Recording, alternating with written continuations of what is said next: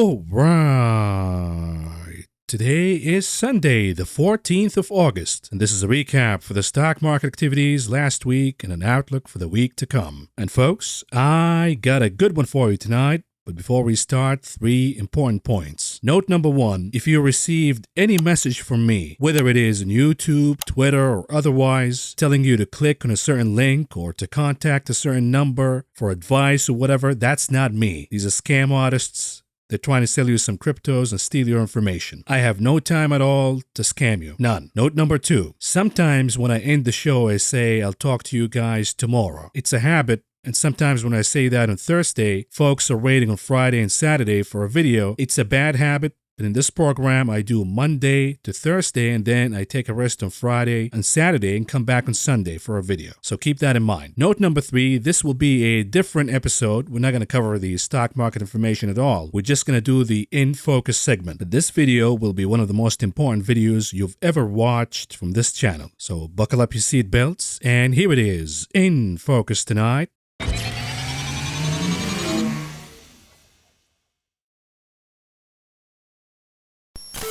Have you forgotten that we have seen this movie before? Well, maybe you've forgotten, maybe you're not even aware, but I'm going to remind you with all of it using the data and the facts. And let's start by this. There is a massive rebound rally going on in the stock market right now. And we have talked that Friday's close was an important close because it marks the beginning of a bull market. It marks the end of the bear market. And the level is 4,231. And the technicians using this theory are referring to the Fibonacci retracement levels, where we market from the top of the market all the way to the, for now assumed to be, bottom. We have a retracement, a rebound rally that erased 50% of the losses since the top. And therefore, a lot of technicians are saying this is the end of the bear market and the beginning of a new bull market. Here's the problem. These technicians are using the Fibonacci retracement model, measuring from the top to the assumed bottom. Now, this is not the best way to use the Fibonacci retracement levels because you're assuming that this is the bottom, but you don't know it is for sure. Now, I'm not saying that this is wrong and a mistake in using the Fibonacci model. I have used it before in certain trades, most famously shorting Viacom before the Archegos disaster, and that happens to be one of my best trades in history. But the way I use the Fibonacci model usually is measuring from the bottom all the way to the top, because we know for sure that this is indeed the bottom and this is indeed the top. So we have a certain degree of accuracy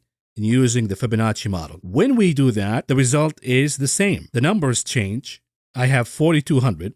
This is my number. And the chart right now, this is a weekly chart of the SPX, the cash index of the S&P 500. The chart is trading above 4,200 decisively, and it closed above that level for the week. We look at the MACD indicator. It is firming higher. We have a successful crossing indicating the end of the bearish momentum and the start of a new bullish momentum about a couple of weeks ago. Now, we're going to face some resistance if we go higher from here. The resistance that I see right now, the immediate one, is 4,307.66. This is a level where the chart got rejected from before, and it also coincides with the sloping line of resistance since the top. So what are you saying, Maverick? Are you saying that this is the bottom and higher we go, back to all-time highs? The bear market is over? Are you agreeing finally? Not really, and I'll tell you why. Let's talk about market bottoms first, and then we're going to talk about bear market rallies. When we talk about market bottoms, we have 2 kinds of market bottoms: the gradual kind and the spike kind. In a gradual bottom, usually it is a process that takes about a year or more. Likewise, in a gradual bottom, we see a retest of that bottom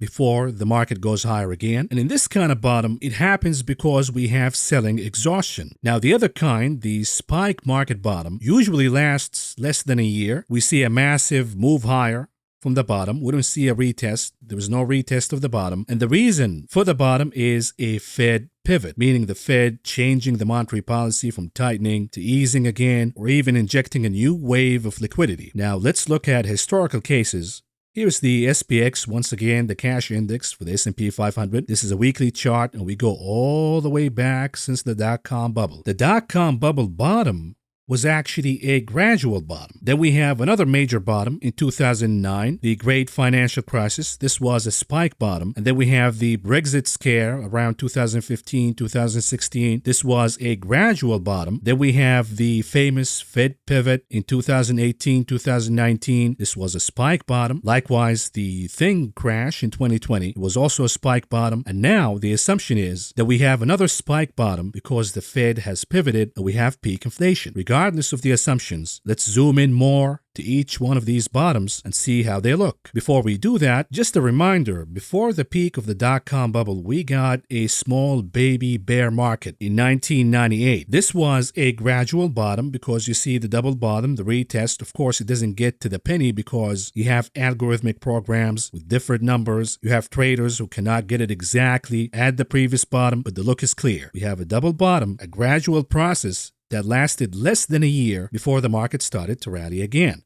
So it is a gradual bottom, but it violates one rule, that is the time. It should be a year or more. And this is why we call it a baby bear market. But the legitimate bear market in the aftermath of the implosion of the dot-com bubble, as you can see, the bottom happened in 2002, and it was a gradual bottom, double bottom formation, a retest, and then years later in 2004, when we became sure that this is indeed the end of the bear market. Another case, 2009, the Great Financial Crisis. This was a spike bottom. There is no retest at all. The Fed injected a massive wave of liquidity to rescue the economy, and immediately the stock market reacted and moved higher and never looked back. Here's another case in 2015, 2016, the Brexit scare, a gradual process that took about a year or so, a double bottom and then a move higher, and it never looked back. And here are the last two cases in 2018, 2019, the famous Fed pivot. It was a spike bottom, no retest at all. It happened within a few weeks, and the market was at all-time highs once again. And it never looked back until 2020 when we got the crash, the virus, and as you can see, a spike bottom, no retest at all. Why? Because the Fed unleashed the biggest tsunami of liquidity in human history and cut interest rates to zero. And it took a few months before the market made all-time highs once again. We will look at what we have right now.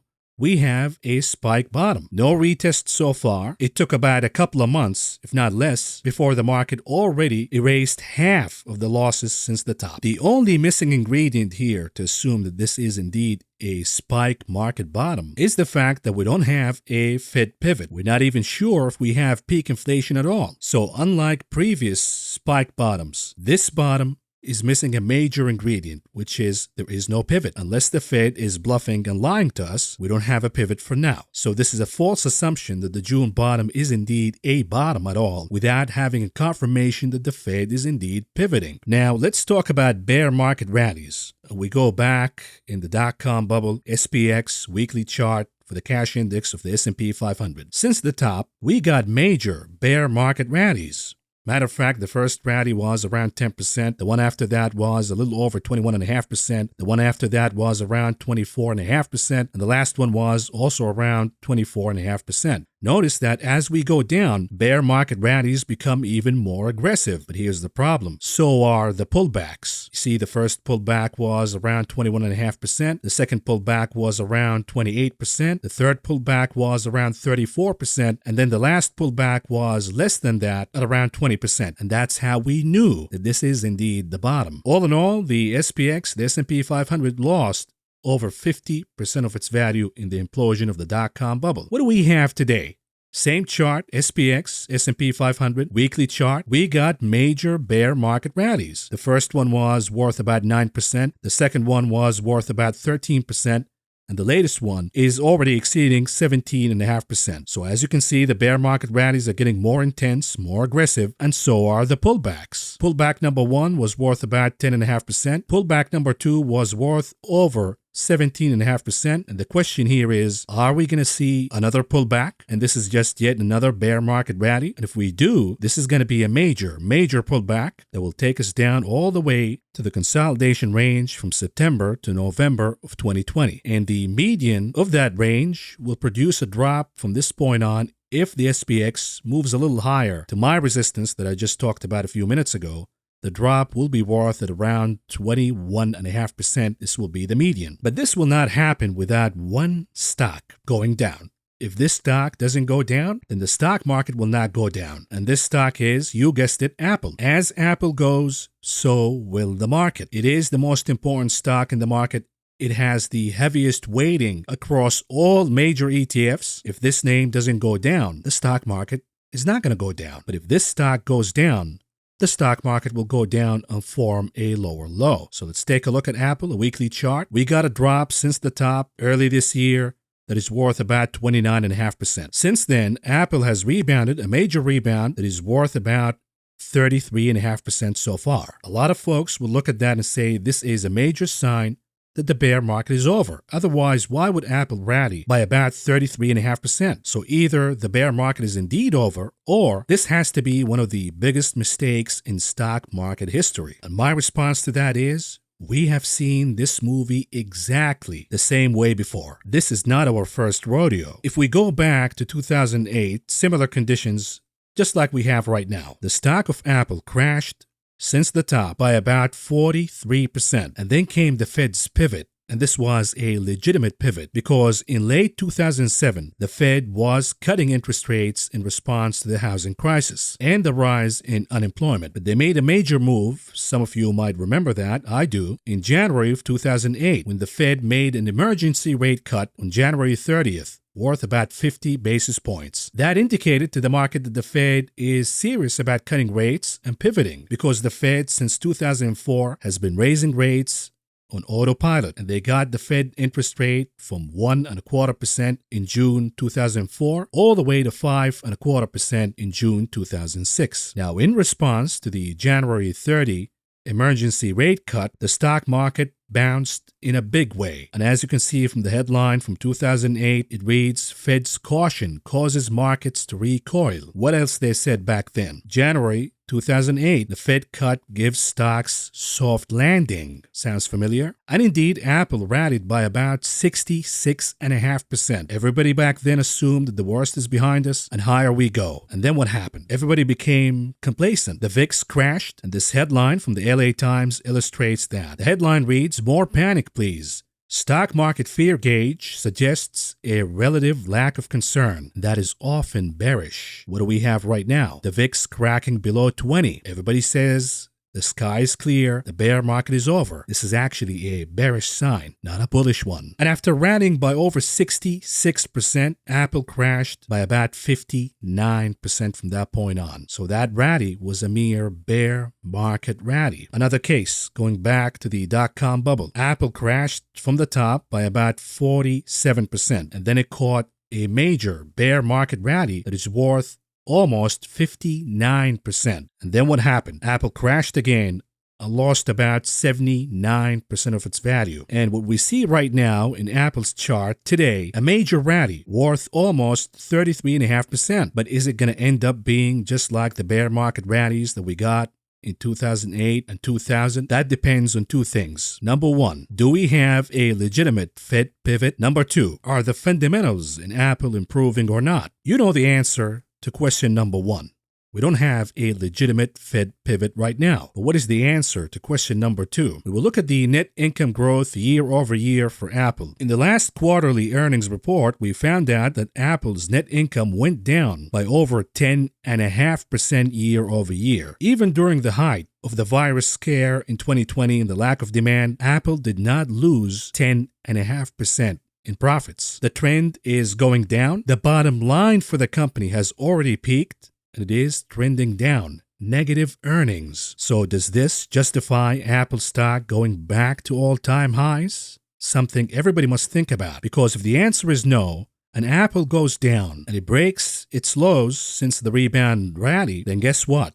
The June bottom in the S&P 500 and the NASDAQ will open like a sinkhole, and nobody's paying attention to that. Everybody is absolutely occupied with the rally and the fear of missing out. We'll look at the divergence between Apple and the S&P 500. Apple has recently opened a major gap, outperforming the S&P 500. Usually that gap gets closed, and this is yet another sign that the rally in Apple is overdone. Everybody likes to look at these bear market rallies tick by tick. And when they see stocks rallying by 10, 20%, of course they're going to get indulged. Of course they're going to get sucked in. But those with experience Using the data and the facts, we know until we have a legitimate Fed pivot, until we see earnings improving, until we see the risk of recession gone, we don't have a bottom yet. And this is just another bear market rally that we've seen before over and over and over again. Here's the big short Michael Burry. He tweeted, "NASDAQ now up 23% off its low. Congratulations. We now have the average bear market rally." And he's right. I just showed you that. Across 26 bear market rallies from 1929, 1932, and 2000, 2002, the average is 23%. After 2000, there were two 40% plus bear market rallies and one 50% plus rally before the market bottomed. And of course, the big short got a lot of hate. They're taunting him. They're making fun of him. "You're missing out, bro. You're wrong. Or you're too early." Look, in the battle between the big short and the big diaper, who am I going to go with? The guy who got it right twice when everybody assumed that this is the new normal? He called it before everybody and got it right, and most importantly, bet on it and made hundreds of millions of dollars? Or am I going to trust the big diaper, the traders who showed up in 2020? They barely have 2 years worth of experience, but they think this is the new normal. They're the new captain of the ship now. Haven't we all heard this before multiple times? The answer is yes. With that, folks, this is all I got for you for now. Thank you for listening. Thank you for watching. I will talk to you again soon. You're on a roll, kid. Enjoy it while it lasts, because it never does.